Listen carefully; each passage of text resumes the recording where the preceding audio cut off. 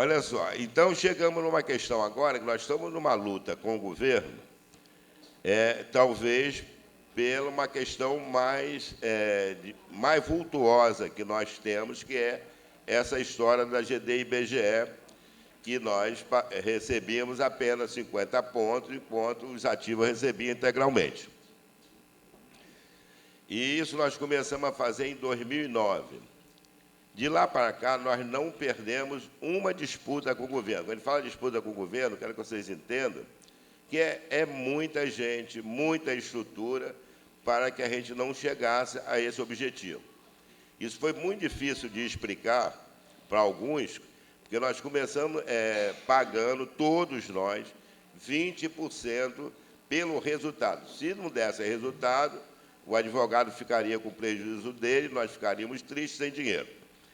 Se desse resultado, nós nos comprometemos a pagar 20% para ele. Era um escritório pequeno, ainda é um escritório de porte médio, tanto que a gente dá um apoio de atendimento no DAP, que ele não teria condição de dar lá, e não perdemos um contra-argumento arrazoado, tudo, agravo, tudo que o governo fez, e eles foram muito competentes esse tempo todo. E, dentro da competência deles, nós conseguimos transformar em realidade aquilo que a gente já tinha ganho há muito tempo. Nós entramos em 2009, ganhamos em 2011. Em 2015, conseguimos provocar uma audiência pública com a presença do Ministério Público Federal do Rio de Janeiro, em que ficou o compromisso que nós íamos implantar essa GD-IBGE. Foi ótimo, porque quem estava de sócio, naquele momento, passou a incorporar os 40 pontos. Muitas pessoas vieram para o DAP a partir daí. Nós éramos em torno... No primeiro grupo era 2.700, né? Foi a primeira incorporação, 2.800. Com essa vitória, o DAP cresceu muito, né? Muitas pessoas procuraram o DAP, não procuraram conhecer sobre o DAP.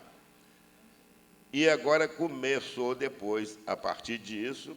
Vou falar ainda sobre incorporação. Nós estamos discutindo com o IBGE a questão da prescrição, porque nós estamos falando para associados, talvez, do Brasil inteiro.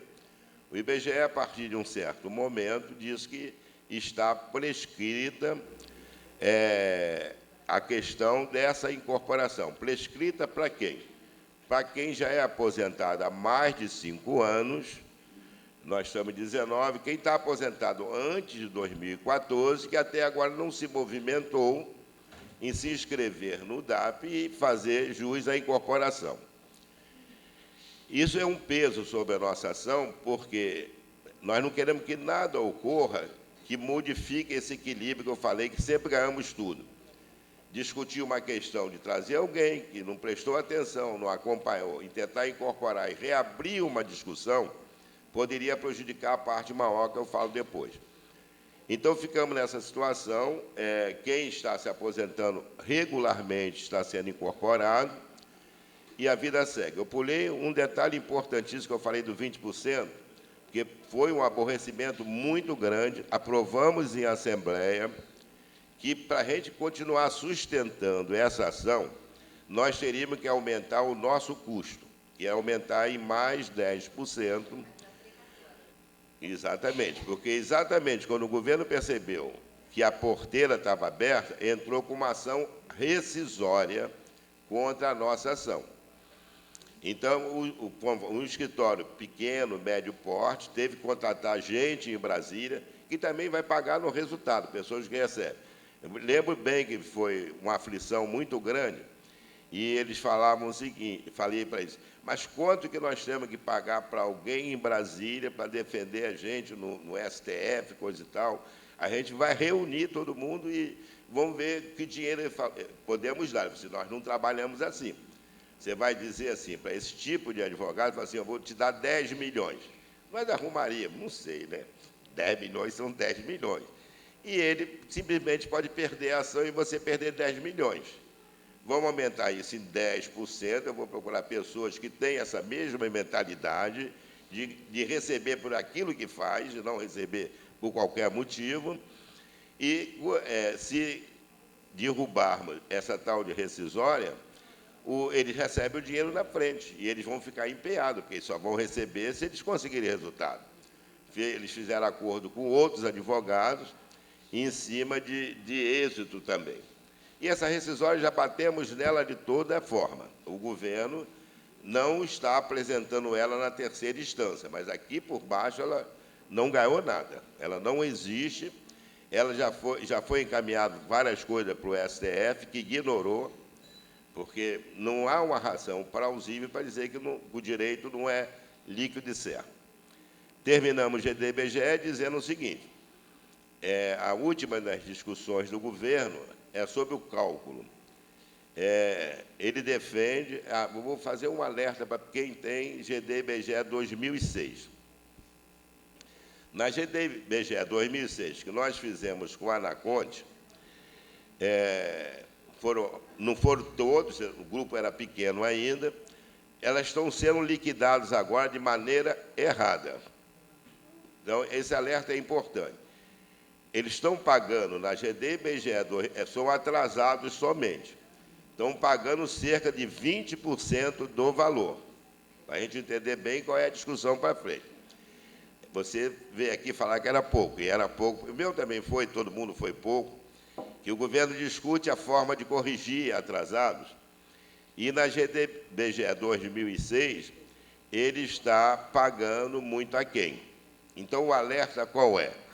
Quem estiver nessa situação, calma. Calma, porque a GD-BGE 2019 está...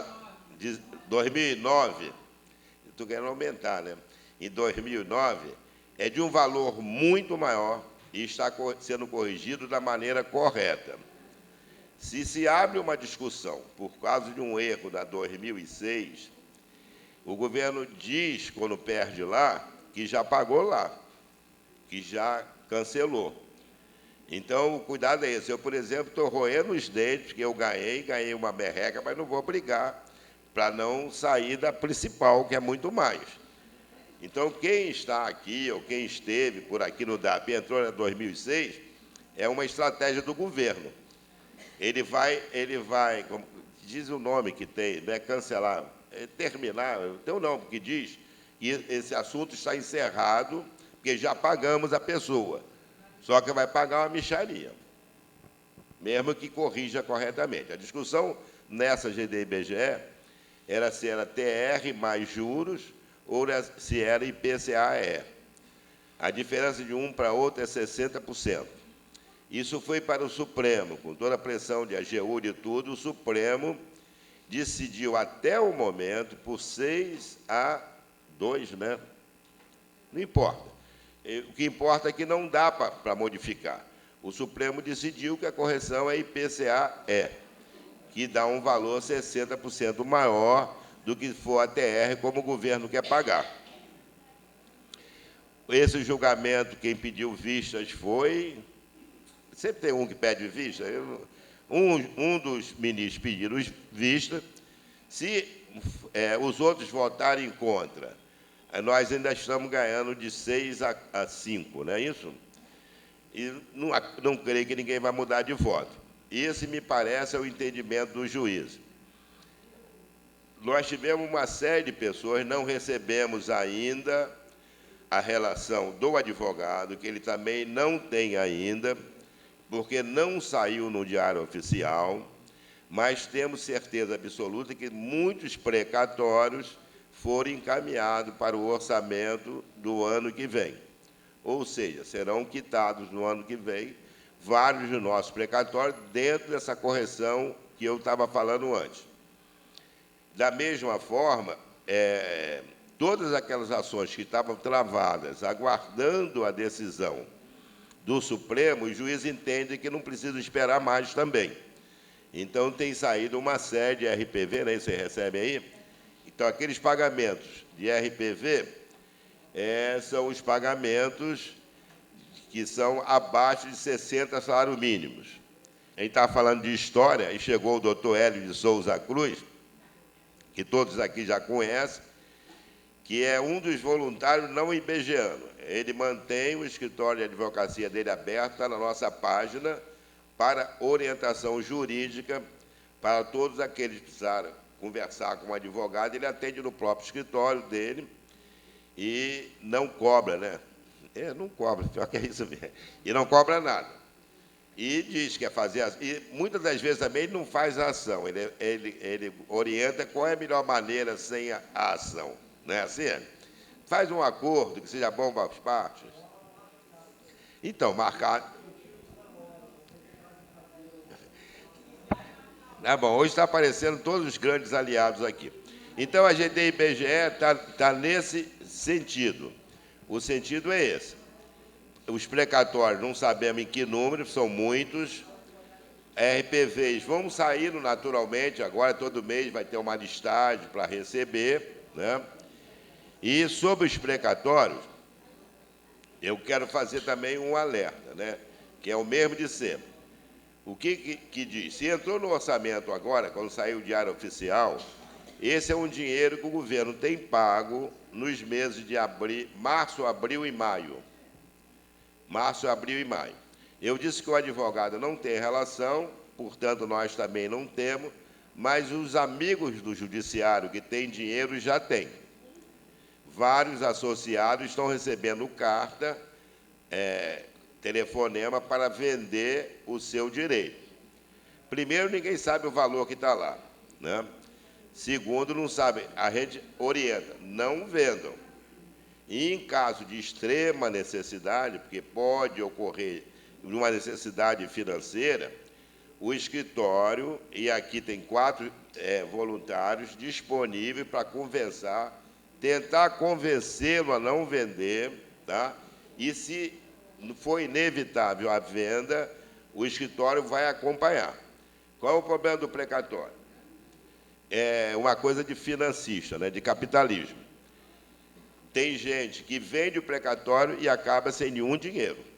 A pessoa não paga aquilo que diz que vai pagar. Assina o papel, dizendo que passou, não tem volta, foi embora. Assim como a RPV tem um alerta. A pessoa recebe e diz, é Caixa Econômica ou Banco do Brasil. Vai disfarçadamente na Caixa Econômica ou no Banco do Brasil, que ele confia mais, que é perto, que tem apoio, recebe ou transfere o dinheiro e não precisa falar nada com ninguém. Tivemos um caso de uma pessoa que foi atendida porque ia pegar um RPV, eu não sei como terminou, mas foi uma confusão danada. Isso tem muita gente esperta aí. Tem uma preocupação pequena sobre o precatório agora, que eu não acredito que vai acontecer nada demais. Nessa tal de reforma da Previdência, no Senado, os governadores, e eles são os maiores caloteiros, eles querem perdão dos precatórios dele. É assunto lá de governador de Estado. O de São Paulo chegou a dever 20 anos para pagar um precatório, que eu me lembro dessa história. Não creio que vão colocar nada em relação ao Serviço Público Federal, porque aí quem assumiria o ônus seria o governo federal. Isso os governadores querem dividir com ele a responsabilidade de não pagarem o que devem. E ele não vai aproveitar para não pagar a dívida dele. Isso é o que eu penso. Então, basicamente, quem sair no Diário Oficial recebe entre março e maio, não deve vender, deve ficar com o dinheiro a aproveitar, lembrando que vai ter desconto para o governo, que é parte de PS, imposto de renda, PS, o imposto de renda recupera depois. Imposto de renda, PSS, vai ter a parte do advogado que já vem destacada, e se entrar mais um quarto sócio, o dinheiro não vai dar para nada, nem para aquela viagem, né?